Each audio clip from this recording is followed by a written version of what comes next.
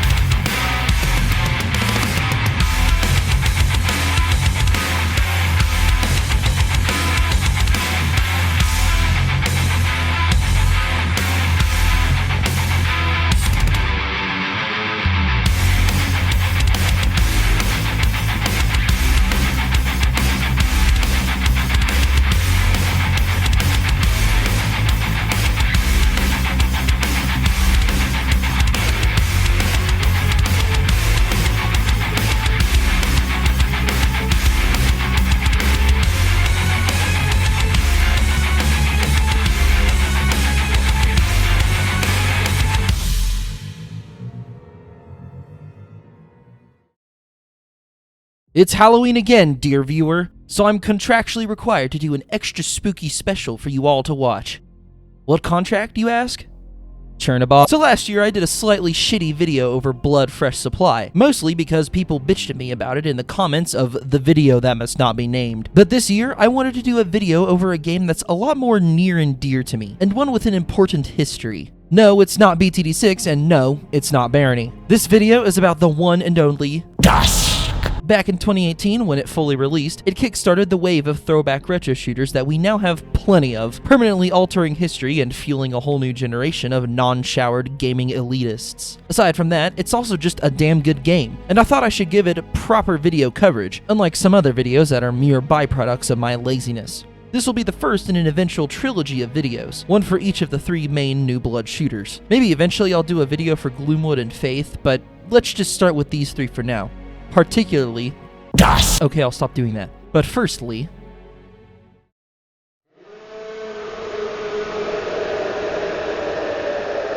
before I actually get into talking about Dusk itself, we need to go through a short little history lesson, because this beautiful game didn't just pop into existence. The 3 main lads, at least from what the beginning credits tells me, were Dave Austri, Dave Szymanski, and Andrew Holschul. Holschul made the soundtrack, as well as many, many others. Austri is the boss man of New Blood, and Szymanski is the main developer of Dusk.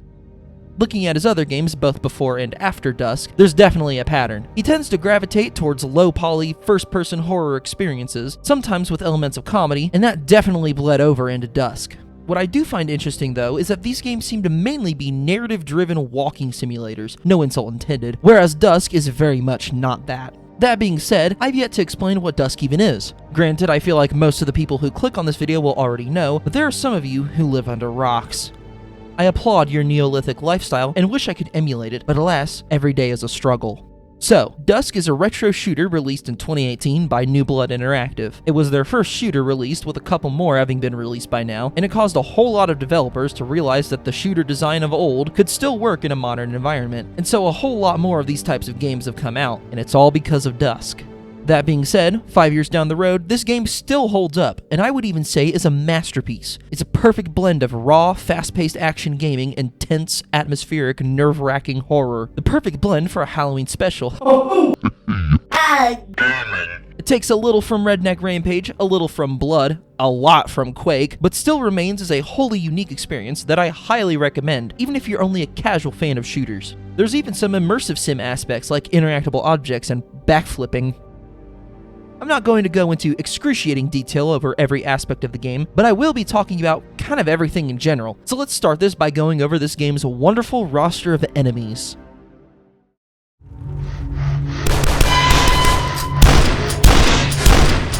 The enemies of Dusk serve as one of the strongest parts of its identity. Even with the incredible levels, that we'll get to later, it wouldn't be the same without this cast of creatures to blast at. Starting with episode 1, a pretty good variety of enemies is introduced. The very first one you see is the Leatherneck, comparable in function to the Pinky Demon from Doom. They have a melee attack and stop moving right before they do it, so just step away from them and you're all good. The only other human enemy, at least for a while, is the Cultist Mage. They are very common and are comparable to the Imps from Doom. All they do is walk towards you and shoot a fireball. Very easy targets. From there, though, it's not quite as simple. The Black Phillips are these gored-out goat creatures that spit... I think that's blood, but I'm not sure. They spit red squares at you that move really fast, and they themselves move in a kind of weird way. There are rats, just like real life. Scarecrows are the closest thing to a tank enemy in episode 1, because they take a surprising amount of damage before they go down. Maybe the little pig was onto something when he made his house out of straw, and maybe it's not his fault that he couldn't predict that the big bad wolf would act so cruelly due to socioeconomic factors. There's also the Fork Maidens that say, frankly, just rude things, and fire magical pitchforks at you. They're also decently tanky, sometimes taking 3 super shotgun blasts to kill. The final 2 enemies introduced in episode 1 are the soldiers and the scientists, though they don't show up until nearly the end of the episode. The soldiers here are very much a callback to the Marines from Half-Life, though they don't feign intelligence as much as the Marines do. Soldiers will tell you to halt, or mark you as a target, and then fire 3-round bursts at you. The scientists are literally only in E1 M10, and then don't appear again until like E2 M4. They run at you with syringes, and that's about it. Episode 2 doesn't introduce nearly as many new enemies, but the 5 that are introduced are very solid additions to our already diverse lineup. First is the Welder, a larger humanoid creature that shoots an annoying amount of fireballs. When they die, they'll fall backwards and explode, possibly killing anything smaller than them. I'm also legally obligated to mention that they got some junk in the trunk. If you know what I mean.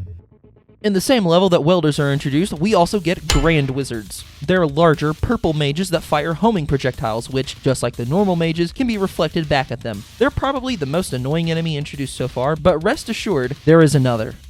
Turrets show up starting in E2 M2, and they really don't do much. They sit in one place and shoot bullets really fast. They mainly exist to create a choke point for the player, where you have to jump around a corner, shoot, then get back behind cover. The most important enemy introduced in this episode, though, is the Wendigo. I know that every video about Dusk gives a whole little segment to them, but they really are the quintessential Dusk enemy, other than maybe the Leathernecks.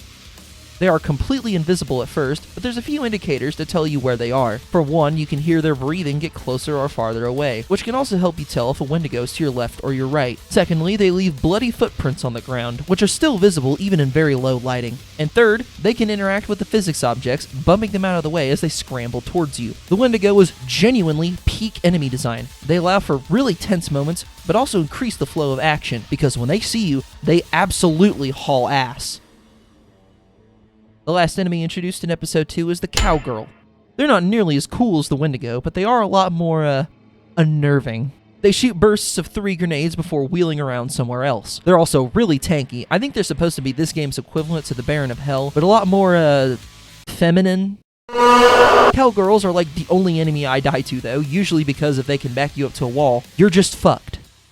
The final batch of enemies is introduced in episode 3, and these are some of the best in terms of design. All of the enemies from the previous episodes are, for the most part, just really cool. I could see them being in a campy slasher film. The enemies in episode 3, however, are all creepy in some way. These are genuine horror monsters. The first one is introduced in E3M1, the Priestess. They're some sort of armored humanoid that rush at you with a flaming sword. They also make really weird noises, something similar to a rusted gate. The second is the Bone Monk. Being a flying enemy, they're very annoying, and they're made even worse by the fact that their projectile is extremely fast. You would think they would be a lone priority target, but no, they get spawned in hordes. Very evil. And then there's my beloved cart dog. What the fuck even? It's a limbless dog on a cart. Only lightly fucked up, but we appreciate cart dog on this YouTube channel. The Bone Balls are introduced in episode 3, serving as the only other flying enemy, and also being a living nightmare. This is what I mean when I say episode 3 has the creepiest enemies, because, like, you see this thing, right? But it's hard to comprehend what it is because of the purposely low fidelity of everything, and it's made even worse because they spit out an endless stream of skulls that scream as they fly, and they can get quite noisy. But there is one more monster, the scariest of them all, the Horror. The horror's introduction rivals the Wendigos in terms of fear factor, and honestly, it might beat it outright. They first appear in E3M4, Crypt of the Flesh. Your flashlight is broken, so you're left to wander this very dark crypt with limited visibility. All the while, you can faintly hear something trying to breathe. More like choking. You'll eventually round a corner, and then... Alright, what makes the horror so terrifying is they often will jump scare you, making this awful strained gasp, and then book it to your current location. The only attack they can do is this weird acid spit attack, but they move even faster than a Wendigo and move in really crazy ways. Now granted, after the first couple of times, you do get used to it, and then they're more goofy than scary, but that shows that just like everything else in Dusk, the horror has multiple layers of quality. Now, can we see one in HD?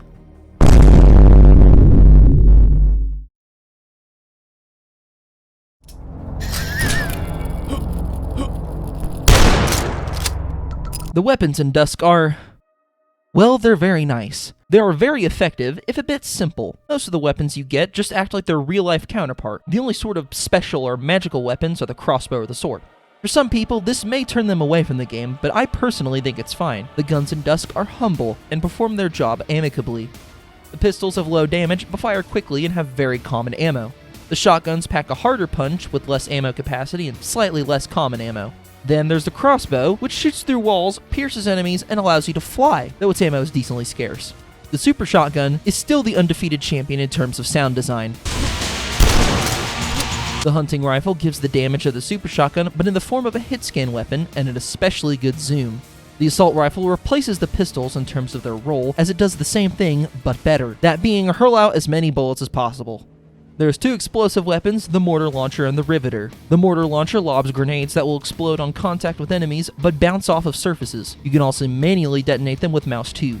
The riveter is basically a rocket launcher, but much faster. It shoots straight from where you're aiming and makes an explosion wherever the rivet lands. Finally, there are two melee weapons. You always start with the sickles, which can deflect projectiles and do triple the damage when the player is intoxicated. The sword is a sort of alternative to the sickles, being mostly present in Episode 3. It lets you block projectiles, and if you have full health, allows you to do a charged stab that does increase damage. As I said before, the weapons here are all simple, but they get the job done. Sure, there's no BFG or ion cannon, but by God, these are all you need to have a bunny hoppin', treasure huntin', Wendigo killin', soap hurlin' good time.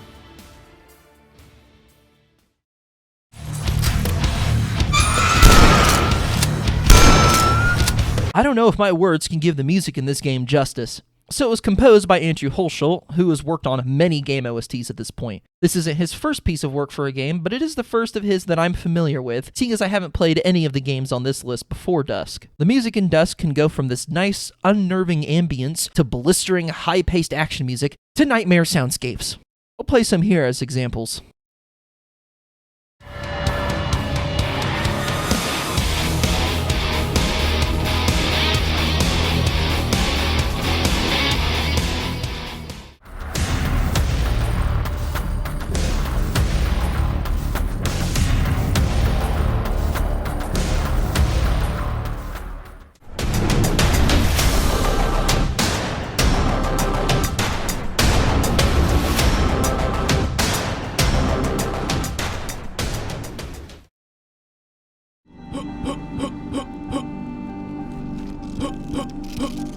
For the episode segments, I don't want to go into too much detail over every level, but I need to for at least this first one, because it is genuinely perfect. The very first thing you see is a dark gamer basement, and 3 members of the opposition. All you start with is your sickles, and so the game forces you to learn that, hey, these melee weapons are actually really good. Then you go through this crypt segment where you first encounter cultists. These show you that enemies aren't just melee like the Leathernecks, but also have projectiles. But if you're using the sickles like you should be, i.e. constantly swinging them, you'll more than likely end up parrying the cultist projectile. You'll also be naturally led to your first gun, the pistol, by going after this cultist. This sure is a pistol. Anyway, you climb into this gore-filled kitchen, which shows that you can fuck around with all these objects however you want. But eventually, you'll see there's some stairs to an upper floor when you find your first shotgun, as well as the soap, which became an inside joke within pretty much every New Blood game after this one. Right behind the shotgun, though, is this window. So now you can either jump out the window or go through the front door to get out of the house. Player agency.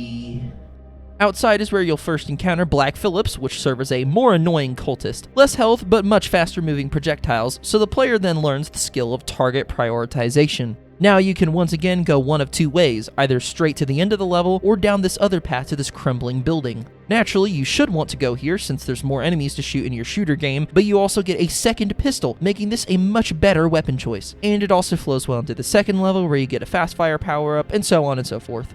Now, that's all how you would normally go through the level. I almost never go that way because I've memorized most of the secrets.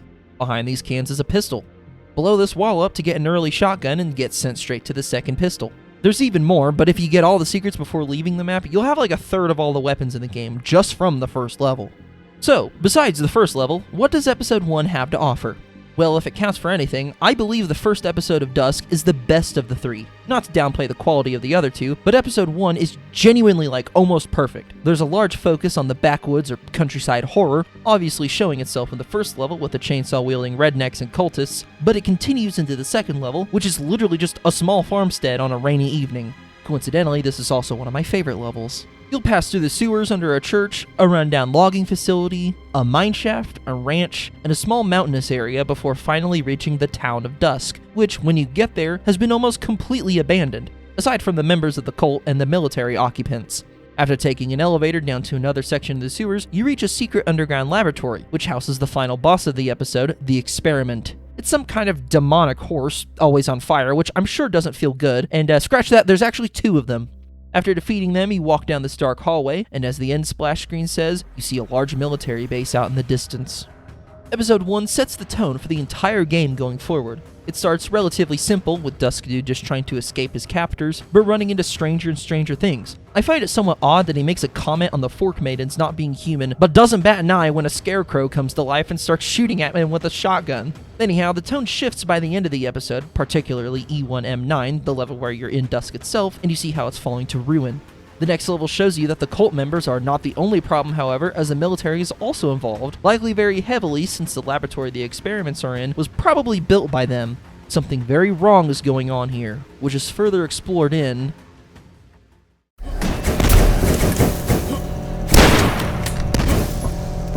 Episode 2 continues the fast-paced fun with a very open level in the form of E2M1, the Granary. It is a toxic materials and grain storage facility turned into a military base, and the current residents are not too happy with your appearance. You venture downward into what is effectively the maintenance tunnels for the facility, and this is where Dusk starts to use very tense moments to its advantage. When you first enter, there's no music, just heavy ambience. You see dead soldiers littered about, and there's no living enemies anywhere.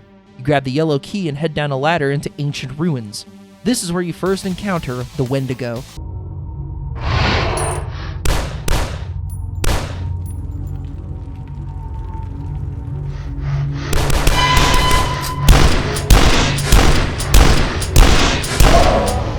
Perfect encounter design. Thank you, video game. Now, the music kicks in, and it's back to action gaming rather than horror gaming. The next level is just a general industrial level, nothing too fancy, but afterwards, E2M4, the Infernal Machine, changes things once more. You start with no flashlight, as it was broken when you fell at the end of the last level. You crawl through claustrophobic metal tunnels, and you start to realize this facility purely exists to kill people. Its one purpose is to grind humans down into meat and have the materials taken somewhere else for some nefarious purpose. I also need to give a spotlight to the next level because, oh boy, it's the Escher Labs! It starts as a relatively normal laboratory, but as you progress, it gets more and more fucked up until the level is flipped around and you're running on the ceiling and the geometry is just all over the place. It's super cool. Then there's the Erebus Reactor, a level mostly consisting of one giant room filled to the brim with baddies to shoot, and ending with the best boss in the game, Big John. Anyway, you then venture through a lab in the sky and another facility attached to it, then fall down into another ancient ruin, and finally you enter the final level of the episode, the Gauntlet. This wretched place has two teleporters, which lead to two different rooms made of meat and bone, respectively. These rooms hold 4 switches, which open the large doors in the central room and lead to the exit. You are prevented from doing this, though, by the Guardian. I don't even know what the fuck this thing is supposed to be, but its right arm is a cannon, so this thing was made, not born. Can we get an HD look? Okay, yeah, that doesn't help either. After you kill the Guardian and press these switches, a giant portal opens, leading you to another dimension.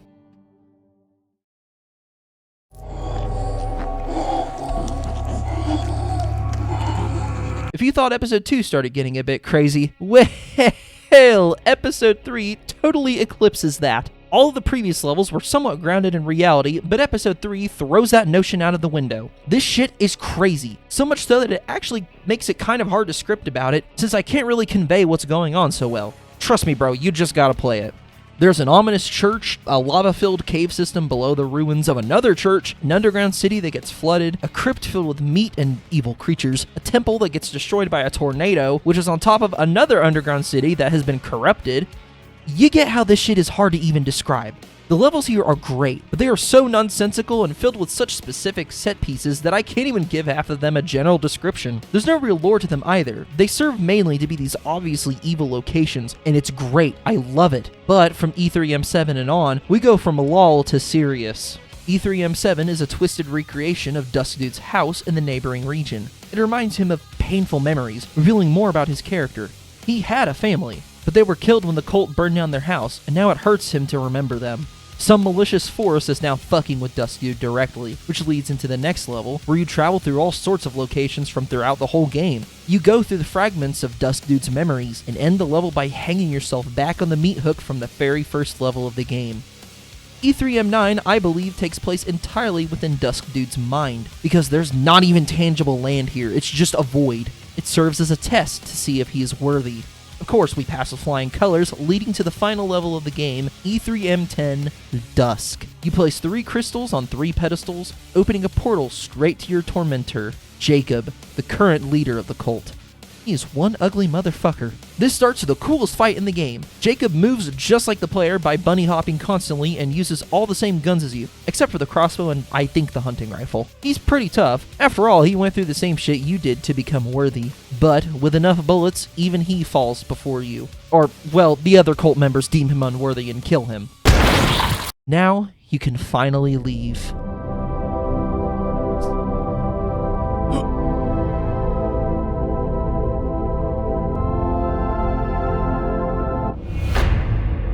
He was worthy, you know, and he accomplished so much.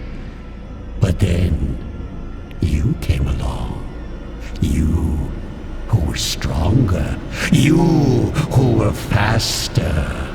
You I like better. Who did you expect at the end of all of this? God? The devil, perhaps? No. It's just me.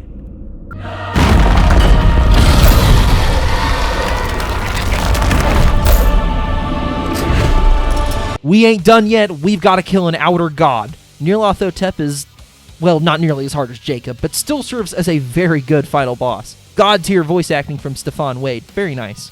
Unlike Jacob though, Nyarlathotep doesn't let you kill him. Instead, he freezes you and proclaims you are worthy, granting you his horrific power, ending the story of Dusk.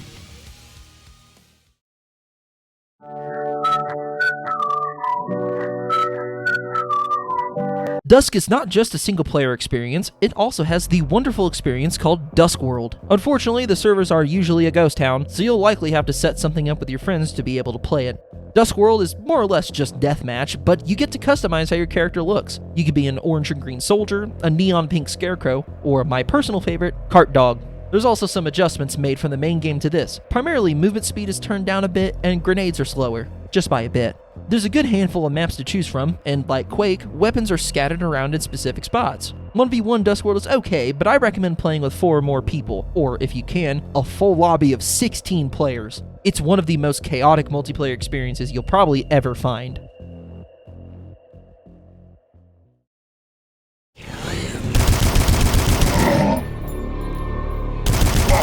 As a bonus little thank you, New Blood released Dusk HD as a free DLC on the game's 5th anniversary. If I'm correct, which I think I am, Dusk HD started as a mod by a very dedicated fan, and at some point New Blood noticed it and hired them. The end result is a complete overhaul of the game's visuals. Every texture and model has been revamped, but everything still functions the same. After all, it is still the same game under the hood. What I appreciate the most about Dusk HD is how it removes some of the ambiguity around what some of these props are, though some things are still just like, what? It's so interesting to me to flip between the two versions of the game and see the same things just in higher fidelity. I also enjoy how all of the enemies get these new animations that are just full of personality. My favorite is probably the soldier's death animation. Leathernecks bounce around, Wendigos run in a much more animalistic fashion, and the rats are chunkier than ever.